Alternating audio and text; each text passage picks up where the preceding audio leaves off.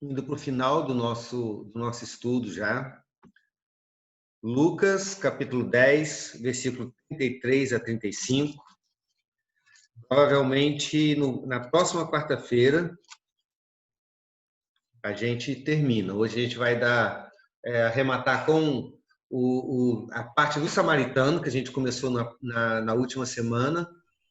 E aí, no próxima quarta-feira, nós vamos conversar a respeito do diálogo final de Jesus Cristo com o doutor da lei, que foi a conclusão de toda essa conversa, a primeira conversa, depois a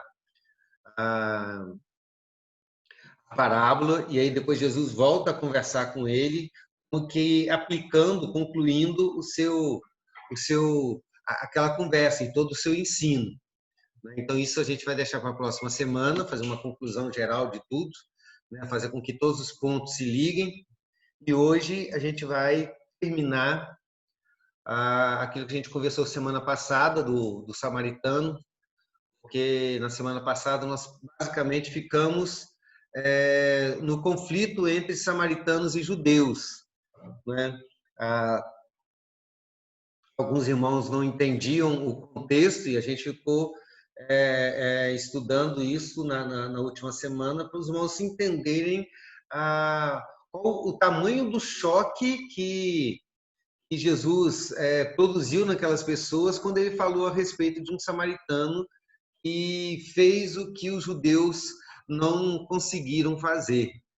Né? Então, isso foi um choque para eles e a gente não tem nada aqui na nossa cultura que possa chegar perto do que era a rivalidade entre judeus e samaritanos. Talvez no nosso tempo, a briga entre judeus e palestinos se assemelha a essa briga entre judeus e samaritanos. Só que, ainda que exista no nosso tempo, não existe no nosso país, a gente não consegue entender isso. Mas a gente sabe que hoje, que lá naquela região, o menor incidente pode gerar uma grande catástrofe, porque a rivalidade entre judeus e palestinos é muito grande. Então, é semelhante ao que existia entre judeus e samaritanos. Era uma rivalidade, como vimos, política, e tudo aconteceu a partir da divisão do reino de Israel em dois reinos, o reino do norte, que é chamado de Israel, e o reino do sul, que era chamado de Judá, Judéia. Mas esse problema se agravou principalmente por questões religiosas. A construção do templo em Gerizim por Jeroboão, e depois a questão da mistura da linhagem, na época que Israel foi tomado pela Síria. Né? E aí eles fizeram uma mistura de povos, e o povo de Israel, além de se misturar e casar com os povos gentios que estavam lá, e para onde eles foram enviados, eles também começaram a adorar os deuses desses gentios e fizeram uma mistura, uma religião do Antigo Testamento misturado com as religiões dos povos. Né? Então, um judeu considerava o samaritano traidor, né? Um adorador do diabo, era a mais aviltante das figuras. Para eles, o samaritano era pior do que os gentios, que era como se fosse um cristão que negava Cristo. Então, era algo terrivelmente maldito para os judeus. E os samaritanos também não se dava com os judeus, também por essa versão, e também porque os judeus, na época, no ano 100 e pouco antes de Cristo, os judeus invadiram Samaria e destruíram o templo lá em Gerizim. Então, a coisa era muito complicada. Né? Então, vamos abrir Lucas, capítulo 10, versículos 33 a 35. Diz assim: certo samaritano que seguia o seu caminho, passou perto do homem e, vendo-o, compadeceu-se dele. E, aproximando-se, fez curativos nos ferimentos dele, aplicando-lhes óleo e vinho. Depois colocou aquele homem sobre o seu próprio animal, levou-o para uma hospedaria e tratou dele. No dia seguinte, separou 2 denários e os entregou ao hospedeiro, dizendo: cuide deste homem. E se você gastar algo a mais, farei o reembolso quando eu voltar. Vamos orar. Deus Todo-Poderoso, nós estamos na Tua presença agora, diante da Tua palavra, e queremos ouvir a Tua voz, porque sabemos que o Senhor é aquele que nos instrui, que nos dirige, que nos santifica. O Senhor cuida de nós, ó Pai, em todas as questões da nossa vida, em todos os pormenores, dos pequenos detalhes aos grandes eventos do universo. O Senhor está dirigindo toda a história e nós cremos nisso. Por isso te agradecemos, ó Pai, pela recuperação e pela alta do cunhado da dona Marlene, da dona Neide. Louvado seja o teu nome, ó Pai, porque a tua igreja orou por ele, ó Pai, já estava num estado tão grave e o Senhor atendeu ao clamor da tua igreja e ele está recuperado. Nós te agradecemos, ó Pai. Te agradecemos, ó Pai, porque nós podemos ver o teu bom cuidado em todas as coisas, e o Senhor tem cuidado de nós em meio a essa pandemia. Mas nós queremos clamar, ó Pai, pela cidade de Alegre, que tem visto o número de casos do Covid aumentar dia após dia. Orar, ó Pai, por Iconha, ó Deus, e o Senhor possa abençoar aquele povo, ó Pai, e livrá-los de todo mal. Nós pedimos também ali, ó Pai, pela região onde a Lucélia mora e todas aquelas pessoas, ó Pai, que agora estão em risco de estarem ter sido contaminados. Que o Senhor possa abençoar a todos, ó Pai, guardar-nos, e que o Senhor possa direcionar a liderança dos nossos municípios, do nosso estado, da nossa nação, que toda essa briga política, ó Pai, usando essa catástrofe que está acontecendo, que isso possa cair por terra e haja sabedoria, e haja bom senso, e haja bom governo, ó Pai, das autoridades, para que nós possamos passar por essa pandemia e sairmos vencedores, ó Pai, fortalecidos e, acima de tudo, honrando o Senhor.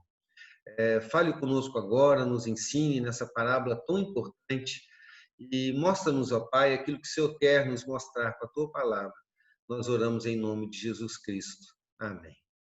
Amém.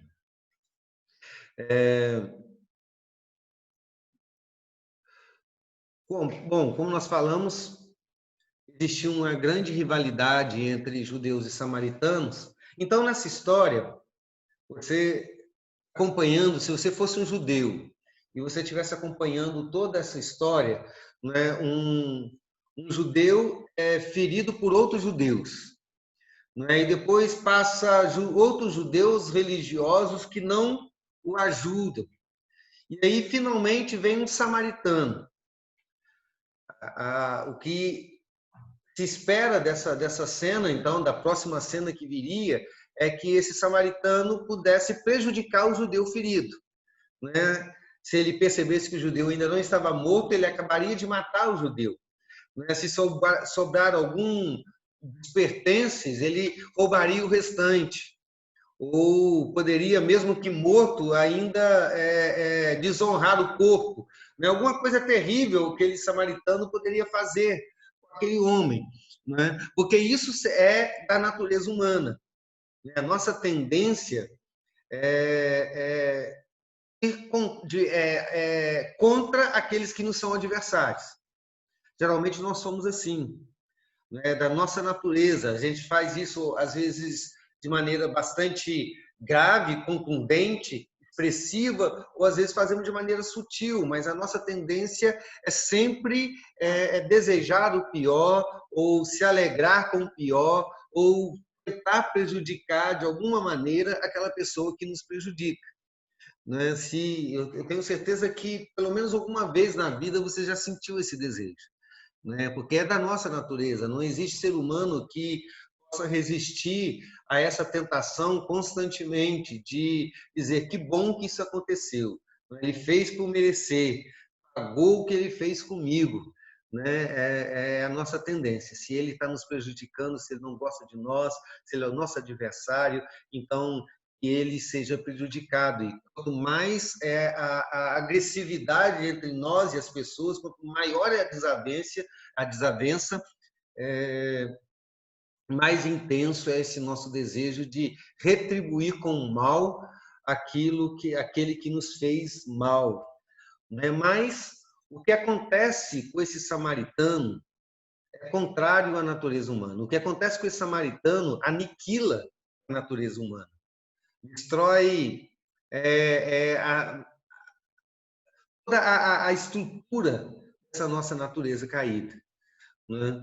Quando a gente olha o samaritano agindo, a gente percebe que não é a natureza humana puramente que está agindo ali, mas é a mão de Deus que age através do samaritano.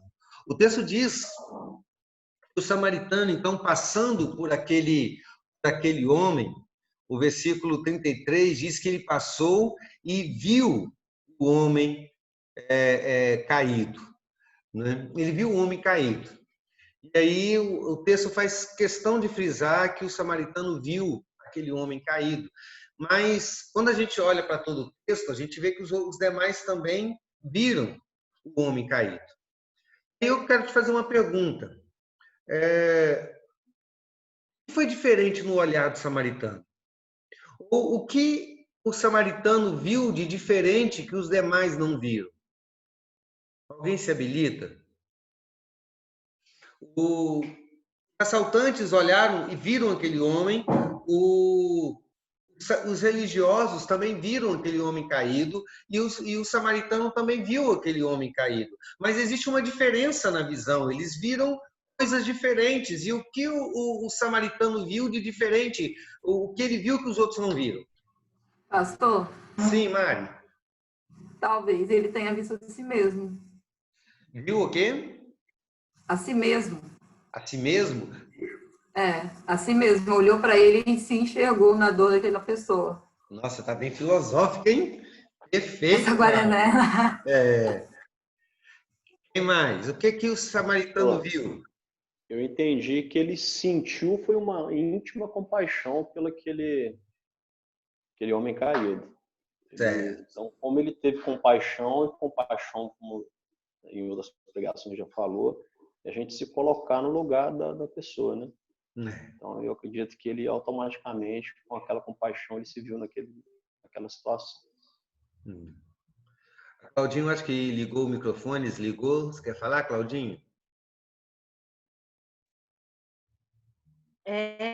Não, eu ia falar mesmo, pastor, mas eu concordo com a Mari.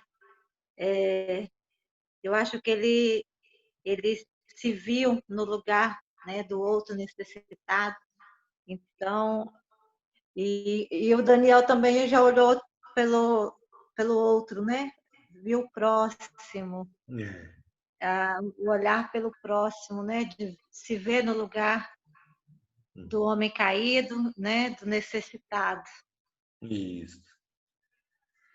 Essas duas respostas estão absolutamente certas, né? Aqueles homens que passaram primeiro, eles viram aquele homem, mas eles viram aquele homem a partir dos seus próprios interesses, né?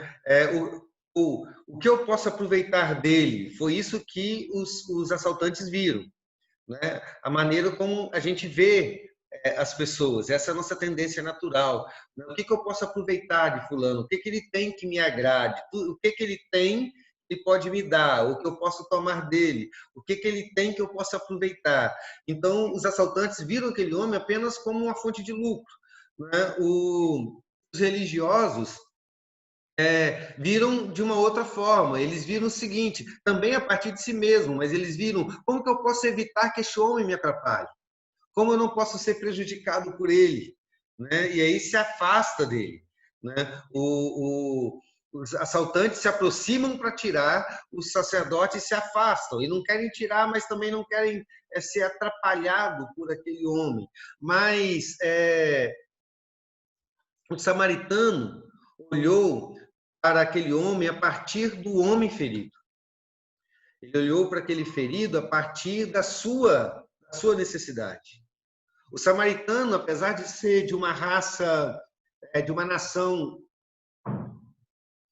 inimiga, ele não viu a nacionalidade daquele homem, ele não viu o que poderia ganhar com aquele homem ferido, ele não viu aquilo que ele poderia perder com aquele homem ferido, ou seja, ele não olhou para aquele homem a partir de si, dos seus próprios interesses. Ele olhou para aquele homem a partir dos interesses do homem, ele olhou para as suas necessidades. E eu quero ressaltar como isso é contrário à nossa natureza. Porque é muito comum a gente olhar para o samaritano e nos ver no samaritano. Dificilmente a gente olha para essa parábola e se enxerga no assaltante ou nos religiosos negligentes. Geralmente nós nos vemos no samaritano, mas o samaritano age contra a nossa natureza, porque a nossa natureza não é de enxergar as pessoas. Nós enxergamos as pessoas a partir daquilo que queremos enxergar, a partir daquilo que nós desejamos tirar ou apartar delas. Mas nós não olhamos as pessoas a partir delas. A sensibilidade do nosso olhar não alcança a necessidade do outro, a menos que esse outro seja nosso querido.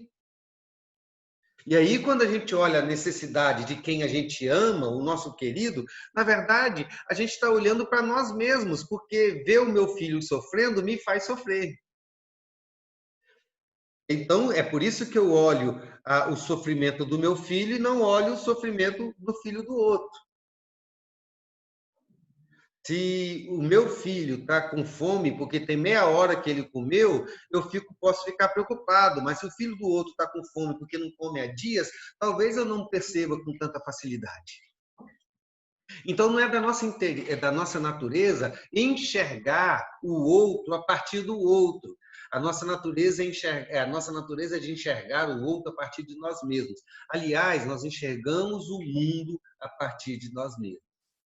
É por isso que em todo o nosso julgamento, o outro está errado e nós estamos certos. Nós olhamos o mundo a partir do nosso crivo. E aí julgamos tudo a partir do nosso crivo. E aí enxergamos as pessoas a partir de nós mesmos. Mas o que aquele samaritano fez? Ele não olhou que aquele cara é seu inimigo, não olhou que não tinha nada para dar para ele, não olhou que parar ali era perigoso, que parar ali era atrasar a viagem, como todos os empecilhos que os demais tiveram. Nada disso ele enxergou. A única coisa que ele via era a necessidade daquele homem. Você consegue entender como isso é profundo? Como que quando a gente olha para alguém ferido, a primeira coisa que a gente olha tem como eu ajudar, no sentido seguinte, isso não vai gastar muito tempo, não vai despender muito dinheiro, eu não vou correr risco, eu não vou macular a minha pureza. A gente coloca todos aqueles empecilhos que os sacerdotes e os levitas, o sacerdote e o levita colocaram, e é por isso que não assistimos as pessoas, porque nós olhamos para os problemas, mas aquele samaritano olhou apenas para a necessidade. A única coisa que importava para ele era a necessidade daquele homem querido. Era como se nada mais existisse no mundo, era como se o mundo todo estivesse escuro e houvesse apenas uma luz para ele olhar. E a luz para a qual ele olhava era a necessidade daquele homem ferido. Ele está morrendo e precisa da minha ajuda. Isso é algo tremendo. E se você reparar bem, não é que esse samaritano se assemelha a Jesus Cristo? Porque não é assim que Jesus Cristo age ou agiu conosco. Ao nos enxergar, Jesus não nos enxergou a partir de si mesmo, dos seus interesses, como se ele pudesse tirar alguma coisa da Mari, como se ele precisasse da adoração do Daniel, como se ele precisasse do dízimo da Sueli, ou como se ele precisasse da sabedoria da dona Marlene. Ele não nos olhou a partir daquilo que ele precisava, do que ele necessitava, porque de fato ele não necessitava. Ele não olhou nenhuma das dificuldades, mas ele viu as nossas necessidades. É assim que Jesus nos enxergou. Né? Mesmo que existisse um abismo entre nós e ele, porque esse abismo de inimizade por causa do nosso pecado, ainda assim ele enxergou a nossa necessidade. Ainda que tudo em nós é inimigo de Deus e tudo em nós agredia o Senhor e tudo em nós atraía a ira divina, ainda assim ele enxergou a nossa necessidade. Então, o olhar do samaritano, que não enxerga nada além da necessidade daquele homem, demonstra o olhar de Cristo ao nos contemplar na nossa miséria e na nossa necessidade. Então, eu gostaria que você percebesse que esse samaritano, em tudo, exemplifica Cristo e não a nós.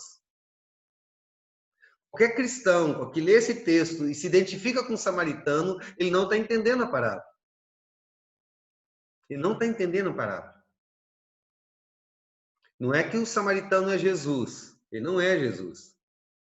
Ele apenas aponta para características de Cristo, para a perfeição que a lei exigia, que só Cristo pode cumprir e nós não podemos. O samaritano, em meio a tudo aquilo que estava em volta daquele judeu, chegou apenas uma coisa, a sua necessidade. Eu gosto muito do Salmo 31, versículo 7, que fala a respeito da maneira como Deus nos vê. É o salmista falando, ele diz assim: tu tens visto a minha aflição, tu conheces a angústia da minha alma. Como isso é extraordinário. Porque eu não posso dizer que eu conheço a angústia da alma de nenhum de vocês que estão aí. E eu tenho certeza que nenhum de vocês pode dizer que conhece a angústia da minha alma. Nem os sofrimentos mais evidentes é possível que a gente não conheça um do outro. A gente pode talvez ter uma ideia de que alguém pode estar sofrendo com isso, ou a irmãzinha pode estar sofrendo por estar sozinha em casa, o outro pode estar sofrendo porque perdeu o emprego. A gente pode ter uma mera ideia, mas a gente não conhece. Mas o salmista diz: Senhor, tu tens visto a minha aflição e tu conheces a angústia da minha alma. A gente fala isso no comum do dia, da vida cristã, como se fosse algo muito pequeno, mas você consegue compreender que o Deus Todo-Poderoso, o Deus Eterno, o Deus majestoso, o Deus de toda glória, que é autoexistente, que não precisa de nada e de ninguém além de si, vai olhar para uma pessoa numa cidade tão pequena, num estado pequeno do Brasil, país de terceiro mundo. Então ele vai olhar para Alegre e vai enxergar você em Alegre, e vai conhecer o que está dentro da tua alma. Isso é algo extraordinário, é assim que Deus vê. E foi assim que o samaritano viu, guardadas as devidas proporções. Né? É assim que a gente deve ver. Eu gosto muito também de Gênesis 16, 13, 14. Na primeira vez que Agar tem que sair de casa por causa de Sara, e ela está no deserto, o Senhor vai e conversa com ela e fala com ela. Aí no versículo 13 e 14 ela diz assim, então, o texto diz assim: então Agar deu ao Senhor, então Agar deu ao Senhor, que havia falado com ela, o nome de Tu és o Deus que vê. Porque ela disse: neste lugar eu olhei para aquele que me vê. Por isso, aquele poço se chama Beer Lahai Roi. Beer Lahai Roi. Porque é o poço do vivente que me vê, do Deus que me vê. Ela estava perdida no meio do deserto, sozinha, uma mulher escrava e sem nenhum valor para a sociedade. E ela olhou para Deus, Deus olhou para ela, percebeu a sua tristeza, conversou com ela, falou o seu coração, e ela disse, ela começou a chamar Deus de Bela Arroi, ou seja, o Deus que me vê, que me vê. Na Almeida atualizada está escrito o vivente que me vê. Ele é o Deus que vive, o eterno, que vê a mim. Então é assim que Deus nos olha. Isso é tremendo. Isso é uma lição para a igreja, porque nós precisamos ter esses olhos sensíveis. Nós precisamos enxergar o outro nas suas necessidades. E, infelizmente, a gente não tem vivido isso. Mesmo sendo cristãos e mesmo estando em processo de santificação, nós somos tão distantes daquilo que deveríamos ser. Não é? Imagina se nós, como igreja do Senhor, todos nós olhássemos uns aos outros, ou uns para os outros, enxergando as nossas próprias, não as nossas próprias necessidades, mas a necessidade do outro. Você já percebeu que todas as pessoas que saem da igreja porque elas não foram atendidas pela igreja como desejavam, na verdade, elas estão dizendo que elas são egocêntricas? Elas, ao invés de entender que elas deviam olhar para o próximo, nas necessidades do próximo, ela está cobrando que as pessoas olhem para ela. E se as pessoas não forem capazes de olhar para ela, então essa igreja não serve para ela. Nós muitas vezes nos tornamos uma igreja que quer ser servido ao invés de servir. Nós queremos ser, na verdade, a gente quer ser servido pelo próprio Deus, quanto mais pelas pessoas que frequentam a igreja. A gente quer fazer de Deus o nosso servo, quanto mais das pessoas que servem a Deus. Na verdade, o cristianismo, acima de tudo, é ser servo de Deus e ser servo das pessoas, do próximo. Então, essa é a primeira questão. O salmista, o samaritano viu aquele homem. E isso é um bom primeiro passo, mas é apenas o primeiro passo. O que acontece depois de enxergar é assustadoramente maior. E já foi falado pela Mariana, pela Helena, pelo Daniel, pela Cláudia, e além de enxergar, ele se compadeceu, e é isso que o versículo diz. Ele diz, vendo, se compadeceu. E nós já falamos sobre compaixão umas 2 vezes nos últimos cultos que nós tivemos à noite, de domingo à noite. Nós falamos a respeito do significado de compaixão, que significa que é muito mais do que ter pena de alguém. Compaixão significa sentir o sofrimento do outro como se fosse o seu, né? É interessante que a palavra, tanto no hebraico como no grego, para compaixão, é a mesma raiz da palavra entranhas. E para o judeu, as entranhas era o centro de todo o pensamento e o centro de todas as emoções, né? Quando você está ansioso, não dá aquele friozinho na boca do estômago, algumas pessoas ficam até desarranjadas, tem que ir para o banheiro, alguma coisa assim, né? Para eles tudo nascia dali, era uma ideia de profundidade, não é de algo externo, mas de algo profundo, interno do ser humano. Então, compaixão diz a respeito de você sentir nas suas entranhas aquilo que o outro está sentindo. Eu disse em alguns cultos atrás, é acolher no seu coração o outro e a necessidade dele. É se colocar no lugar, como a Mari disse. O que ele viu? Ele viu a si mesmo no lugar daquele homem, como se ele mesmo estivesse sentindo, passando por aquilo. E isso é tremendo, porque ele sentiu isso por um adversário, por um inimigo. alguém com quem ele não é que ele não tinha afinidade, não era simplesmente um estranho, um qualquer, era um adversário. Ele nasceu dentro de uma cultura em que os judeus eram seus inimigos e que os judeus, se puder, eles vão te matar. É interessante que se um samaritano chega com um judeu ferido numa hospedaria de judeus, qual a chance dele sobreviver a isso? Porque ele nasceu sabendo disso. Então, de um momento para o outro, todo aquele sentimento de ódio, de rixa, de rancor, de mágoa, de ira que ele sentia, ele poderia sentir por aquele judeu, é totalmente, completamente substituído por amor. E o amor mais genuíno. O amor que não olha para si mesmo em primeiro lugar e depois para o outro, mas olha para o outro em primeiro lugar e depois para si mesmo. Então é um rasgo na natureza, é um rasgo na alma, é uma desestruturação do ser. O que acontece é um milagre. Não é possível que seja natural aquilo que aquele samaritano fez. Ele se compadeceu. Pastor, em Sim, geral, essa questão que está me colocando, pensando assim no lugar, porque durante esse tempo de quarentena já surgiram várias discussões políticas e várias sociais, tudo.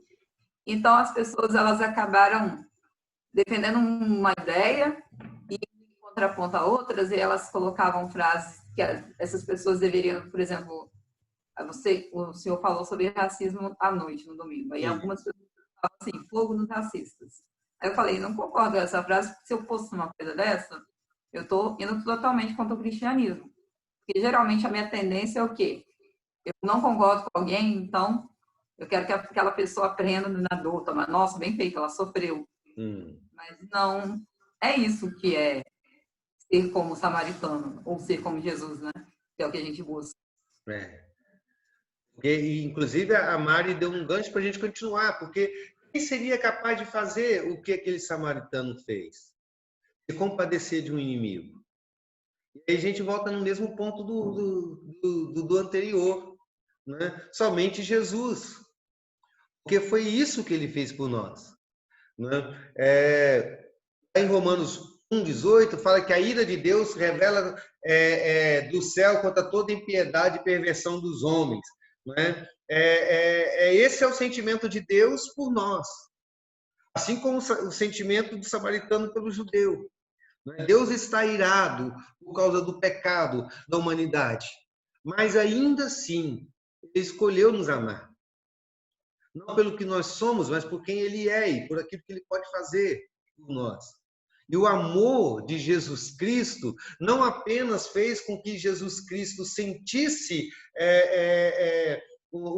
as nossas necessidades, a nossa miséria, como se fosse ele, mas ele se tornou homem.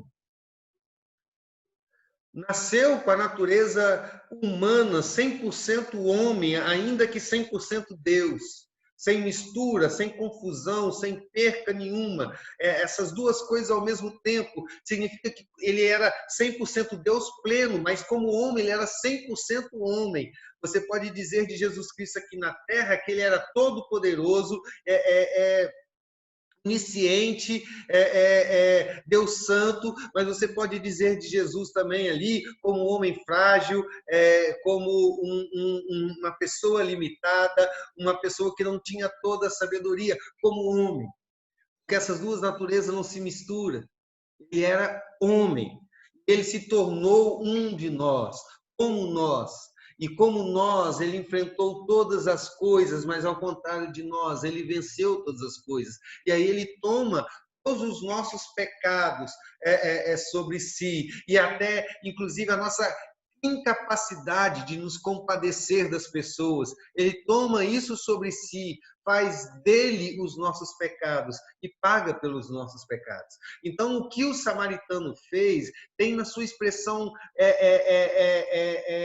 mais intensa, o ápice perfeito, aquilo que Cristo fez conosco, a compaixão de Jesus Cristo, de não apenas sentir o que nós sentimos, mas se tornar o que nós somos e assumir o nosso pecado, ainda que fosse perfeito, e pagar por nós a culpa e a pena pelo nosso pecado. Então, mais uma vez, o que o samaritano faz é a expressão daquilo que Cristo fez. Ou que Cristo faria, né? Porque ele conta a parábola antes da cruz. Então, é a expressão daquilo que ele faria na cruz. E o Senhor nos tomou completamente deste amor. E é com este amor que nós devemos amar os nossos irmãos. Quando o doutor da lei pergunta sobre o amor ao próximo, quem é o meu próximo e como que eu tenho amado o meu próximo, é dessa maneira. 1 Coríntios, melhor dizendo, 1 Coríntios, capítulo 13, versículo 5, diz assim: o amor não procura os seus interesses. Essa é um versículo poderoso, porque se procura os seus próprios interesses, não é amor. Isso é um bom termômetro para saber se você ama alguém. Se uma pessoa faz para você uma declaração de amor, eu te amo, aí você pode perguntar, o interesse de quem você está procurando? Porque se você procura seus próprios interesses, isso não é amor. Não é? Romanos 12, 15 diz: alegrem-se com os que se alegram e choram com os que choram. E, novamente, isso é algo extraordinário. Você não tem motivo seu para chorar, mas se o irmão está chorando, então o motivo do choro dele vai ser o motivo do seu choro, e você vai chorar com ele por aquilo que ele está sofrendo. E vai ser um choro verdadeiro, porque de fato você vai ficar triste com aquilo. Talvez você não tenha motivo para ficar feliz, mas o seu irmão tem um motivo para ficar feliz.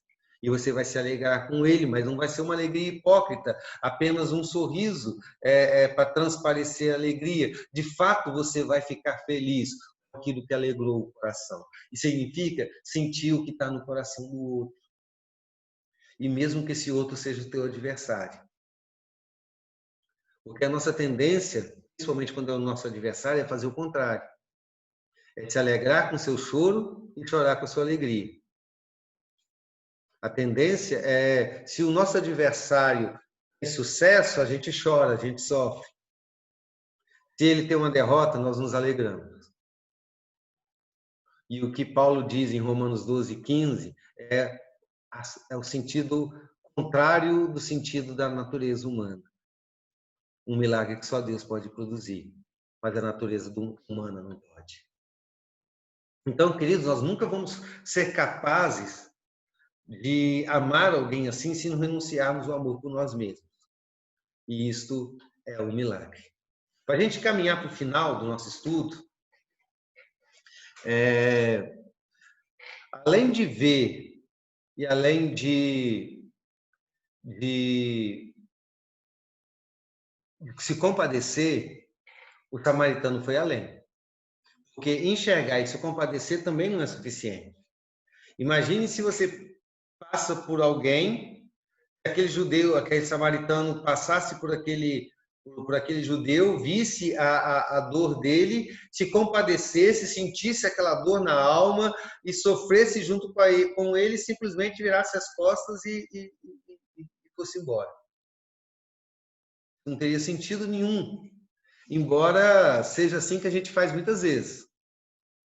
A gente olha uma notícia, principalmente se uma notícia na televisão, e aí esses dias a gente está vendo várias pessoas morrendo e tal, a gente vê e chora às vezes com uma tragédia e desliga a televisão e vai dormir em paz. Né? E não tem sentido, é um contrassenso. A gente olhar para uma pessoa, ver o sofrimento dela, se compadecer com o seu sofrimento e simplesmente partir e não fazer nada. Né? Nós já fizemos isso tantas e tantas vezes. Né? Mas o que esse samaritano faz? O seu coração levou ele à ação. O texto diz que ele parou, se aproximou do homem ferido e cuidou das suas feridas. O texto diz que ele fez curativos no ferimento daquele homem, aplicando para ele vinho e óleo. Alguém tem uma ideia por que ele aplicou vinho e óleo? Por quê?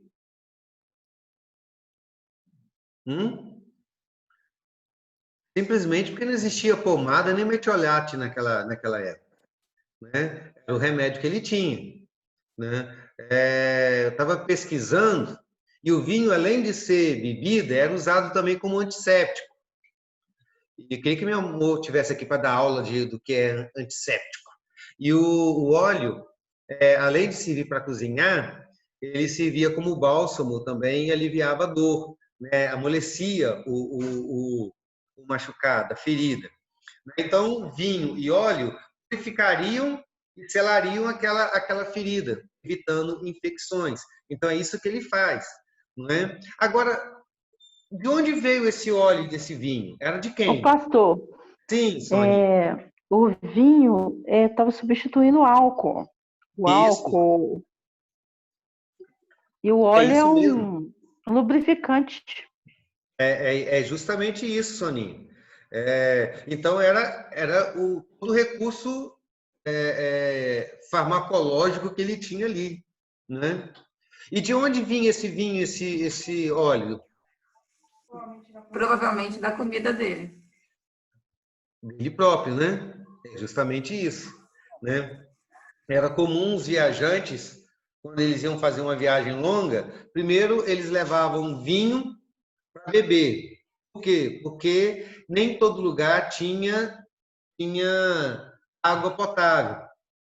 Então, tinha que levar seu próprio recurso para beber. E ele levava o óleo para cozinhar para si próprio.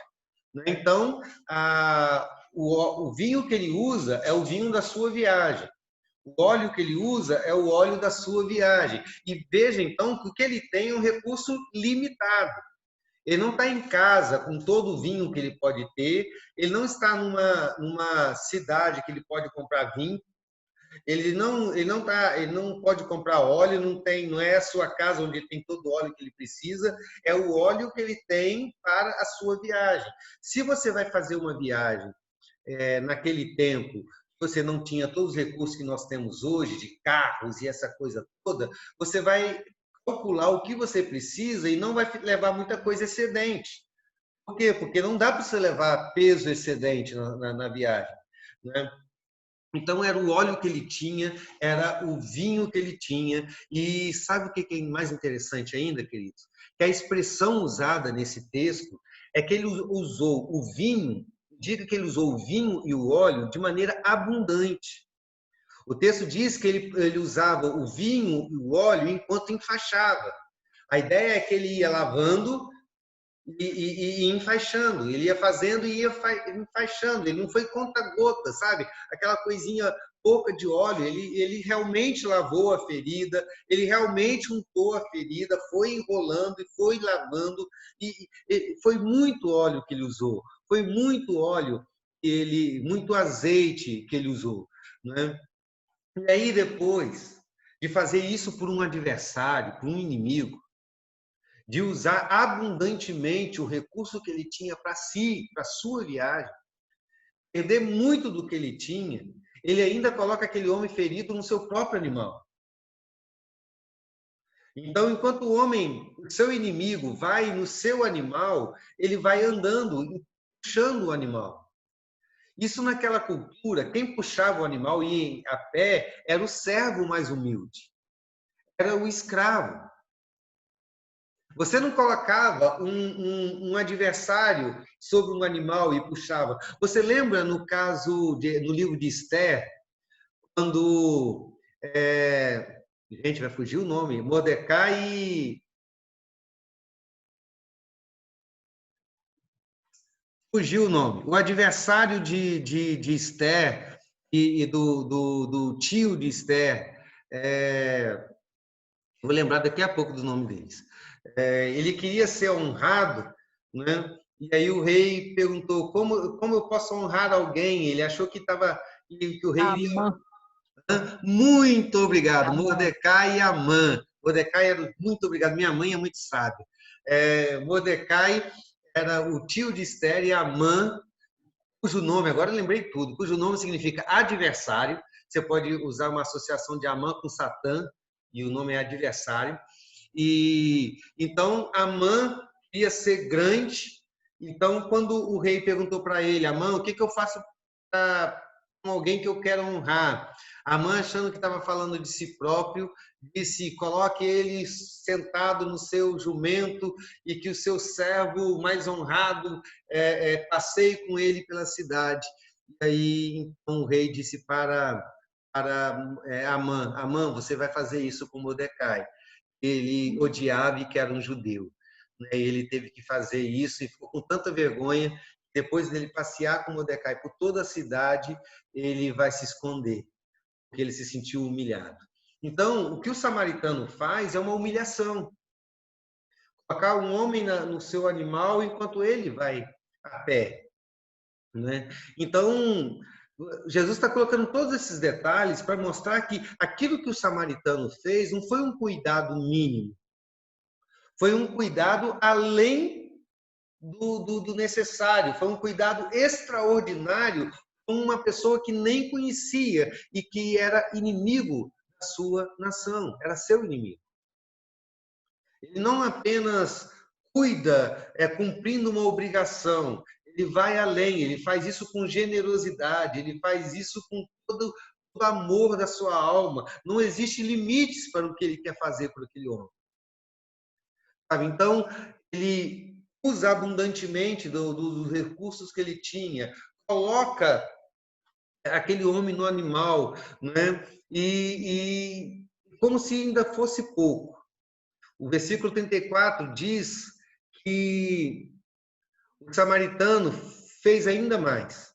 Ele levou o homem para uma hospedaria. Um detalhe que a gente quase não presta atenção.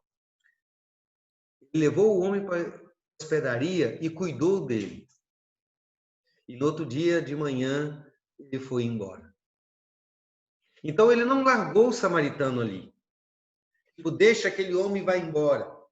O texto dá a entender que ele alugou um quarto para ele e para o samaritano, para o seu adversário. E ele ficou ali, naquele mesmo quarto, cuidando do samaritano. Ele passa a noite toda cuidando do seu inimigo. Ele não dorme. Ele se priva do sono para dar mais conforto e cuidado para aquele samaritano.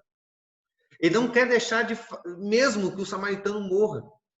Ele vai além de qualquer pensamento humano, de qualquer condição humana. Ele vai muito além de qualquer expectativa humana. Ele aluga o quarto e fica ali a noite toda, cuidando daquele homem ferido.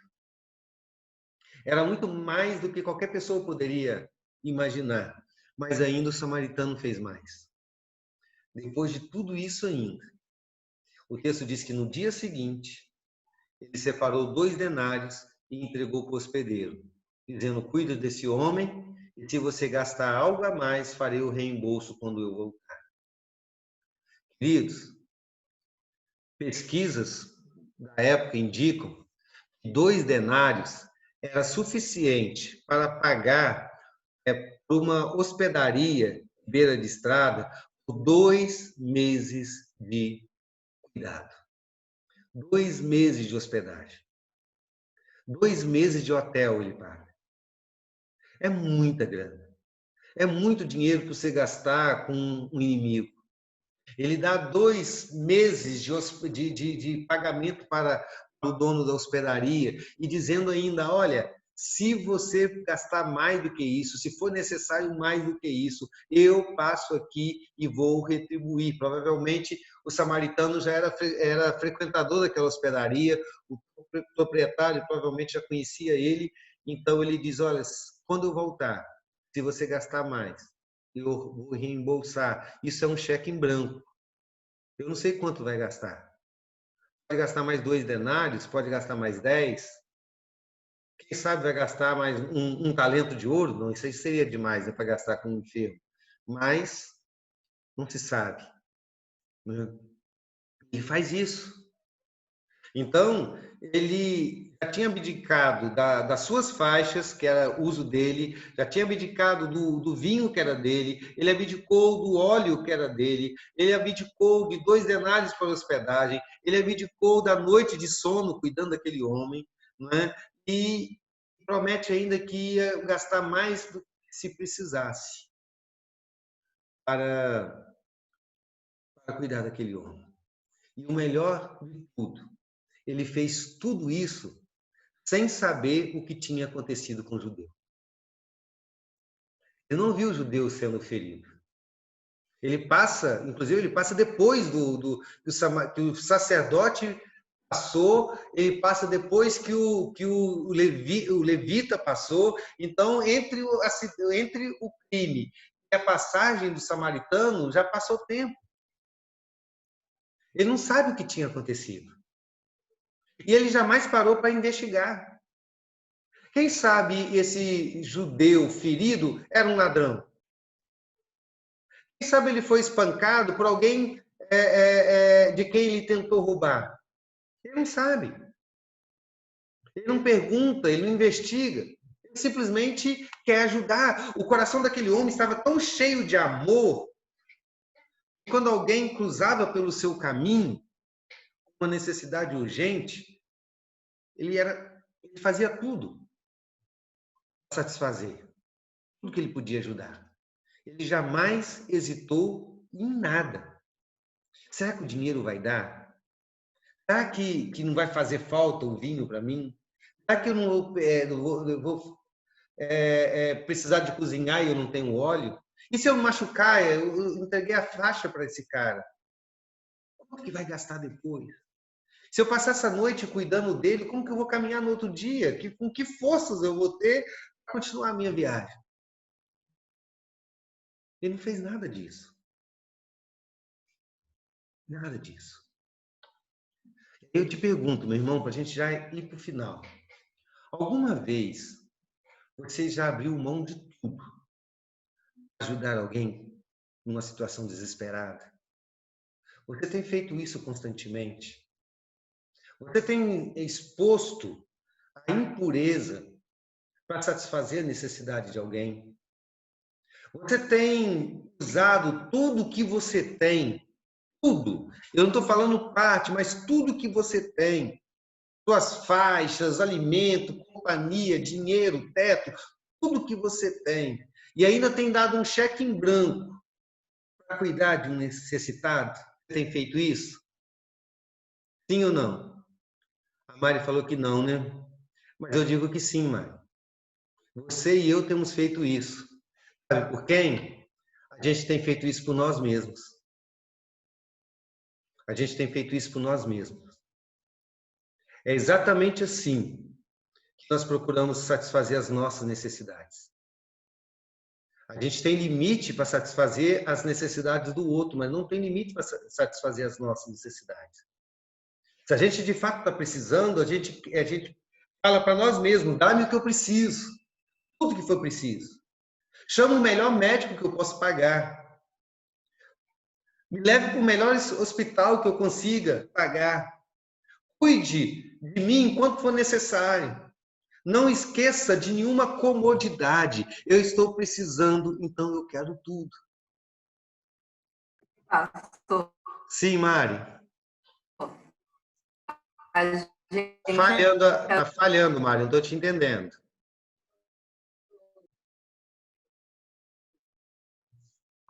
Na verdade, travou tudo aqui para...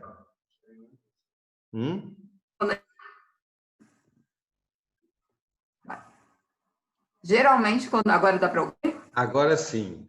O meu, acho que foi o meu que travou todas as imagens aqui. Eu acho que é a minha internet que estava dando ruim. Pode falar. Porque geralmente, quando a gente vai ajudar alguém, tipo, você geralmente olha, será que eu tenho como ajudá-la sem me prejudicar? Eu pensar, vou dar comida para alguém, se eu tiver a comida, para mim, mas eu não vou dar a minha comida. Então, eu coloco limite na minha compaixão, limitando e satisfazer o tempo inteiro. Porque e aí eu olho as necessidades, e aí eu me declaro, nossa, eu sou tão bom, porque eu dei alguma coisa para alguém.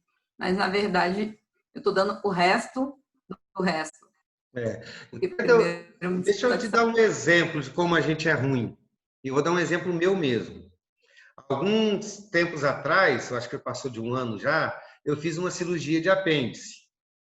E eu senti muita dor, tive que fazer uma cirurgia às pressas, e então eu tive que pagar pela cirurgia e não tinha dinheiro para pagar pela cirurgia. O que eu fiz? Eu empréstimo para pagar a minha cirurgia. Eu fiz uma dívida para pagar a minha cirurgia. Agora, quantas vezes na minha vida eu fiz uma dívida para pagar a cirurgia de alguém? Eu nunca fiz isso. Então, é essa questão que Jesus quer trazer para a gente nessa parábola. Né? Existe alguém por quem a gente já fez isso e faz isso constantemente? Existe. Somos nós mesmos. Nós fazemos isso constantemente nós mesmos. Agora, veja o gancho que eu quero trazer aqui, queridos. A expressão como a ti mesmo não significa exatamente isso? Se nós amamos o próximo como a nós mesmos, nós cuidamos dele como a gente cuida de nós. Mas nós cuidamos de nós dessa maneira? Das outras pessoas dessa maneira? Então, meu irmão, minha irmã, quando a gente olha a parábola do bom samaritano, a gente percebe que nós somos o mau judeu. A parábola do bom samaritano nos esmaga. Anula qualquer possibilidade de um auto-orgulho, de uma ideia de que a gente merece alguma coisa. Faça pelo outro o que você faz por você mesmo. O samaritano fez tudo o que nós faríamos por nós. Se fosse nós caído naquela estrada, a gente teria usado o vinho, a gente teria usado azeite, teria usado a faixa, a gente teria usado o animal, a gente teria ido para a hospedaria, a gente queria que alguém cuidasse da gente a noite toda, a gente pagaria o que fosse necessário para o nosso cuidado. A gente teria feito por nós mesmos o que o samaritano fez pelo judeu, mas nós não faríamos isso pelo nosso inimigo. Ame o teu próximo como a ti mesmo. A conclusão disso tudo, meus irmãos, vai ficar para a próxima semana. Porque Jesus, de maneira muito inteligente, ele inverte a pergunta do doutor da lei. O doutor da lei havia perguntado: quem é meu próximo? E Jesus, então, retruca a ele: quem é o próximo do homem caído? Então, vai e faça o mesmo. Então, semana que vem nós vamos tratar disso. Nós vamos encerrar o nosso estudo, se Deus assim quiser. Amém? Amém. Amanhã nós temos a segunda conversa, palestra com o Rafael sobre proteção de criança e adolescente. A primeira palestra está gravada para quem não assistiu, né? Eu já postei o link da palestra anterior. Algumas pessoas não conseguiram assistir porque a internet caiu, né? E amanhã nós temos novamente às 19h30. Todos os membros do Ministério Criança Feliz estão convocados. Os demais irmãos são convidados. Inclusive, participando da palestra, você vai ouvir muito a respeito do projeto e vai conhecer o projeto. Quem sabe você se apaixona. Você pode dizer assim: não, mas eu não me dou muito bem cuidando de criança. Eu também não me dou. Porque participar do projeto não é só cuidar de criança, não é só ensinar a criança. Tem muitas outras atividades que você pode fazer para contribuir com o projeto. Amanhã, às 19h30, participa com a gente desta palestra, ok? Vamos encerrar com uma oração. Eu vou pedir para A Vânia Valadares, está me ouvindo, Vânia? Sim. Então, pedir para a nossa irmã Vânia para orar, encerrando assim a nossa escola, nosso estudo bíblico. Sim. Estão me ouvindo aí direitinho? Estamos sim, minha irmã. Senhor nosso Deus, maravilhoso Pai, nós te glorificamos, Senhor, por essa mensagem tão maravilhosa que vem abrir nossas mentes e aprender de Ti, Senhor. Oh, Deus. Damos graças, Senhor, agradecidos, Senhor, por aprender mais de Ti. Nos ensinar, Senhor, a amar. Amar sem limite. Amar com todas as nossas forças, como o Senhor Jesus nos amou. Ó, Senhor, nós te damos graças, Senhor, por a Tua palavra, pela pessoa do nosso pastor, que ministrou esse trabalho tão lindo.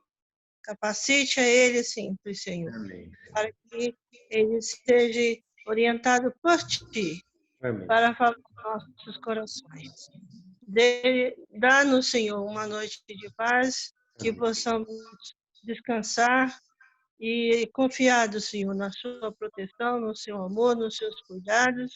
E pedimos, Senhor, que esteja olhando pela nossa cidade, nosso país, para que nós possamos, Senhor, passar por essa situação difícil e confiado no Senhor, que nos amou primeiro, Senhor. Em nome de Cristo Jesus, nós te louvamos por todos. Amém. Amém. Amém. Deus abençoe todos nós. Domingo de manhã, nós vamos falar sobre o sofrimento e a justiça divina. Então, Pastor, domingo, 9h30 da manhã. Sim? dia 20, né? O trabalho dos homens. Reunião. Dia 20, trabalho dos homens. Neste sábado. Eu não sabia, não, mas agora eu estou sabendo. Lembrou? Não, você falou domingo. Não sabia que era dia 20. É dia 20. Então, Dia tá 20. Tá colocado lá, colocou lá sábado. É porque eu não fui colocado no grupo dos homens, é por isso. Mas ele colocou Pastor, na vai igreja. ser todo sábado? Não, dos homens não vai ser todo sábado, não. É provavelmente uma vez por mês.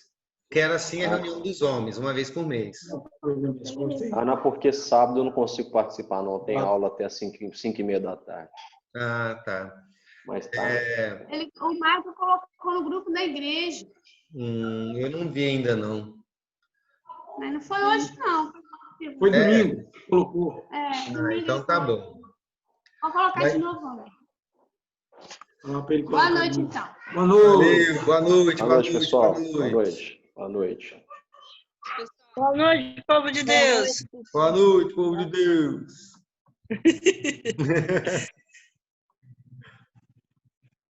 Boa noite para todos. Boa noite.